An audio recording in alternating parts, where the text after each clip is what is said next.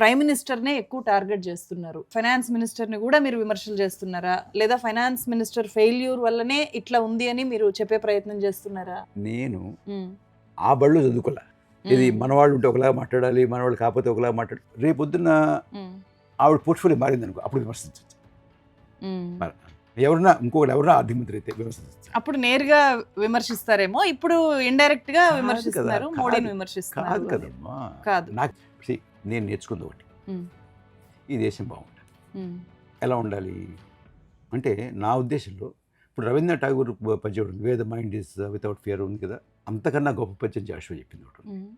Poverty లేని చోటు, ఈ మూఢనమ్మకాలు రాజ్యం చేయని చోటు, ఈ జాతి వైషమ్యాలు లేని చోటు, స్వేచ్ఛగా ఉండేటటువంటి స్వేచ్ఛాలక్ష్మి వర్ధిల్లేటువంటి చోటు. తన అంటే అనాథ బిడ్డలు చూస్తుండగా తన బిడ్డలు ముద్దు పెట్టుకుంటే వాళ్ళు ఎంతో కష్టపడతారని చెప్పి వాళ్ళు చూస్తుండే తన బిడ్డలు ముద్దు పెట్టుకోనటువంటి గుణనిధులు ఉండేటటువంటి చోటు నీకు తెలుసు కదా, అలా చెప్పగలుగుతారంటాడు.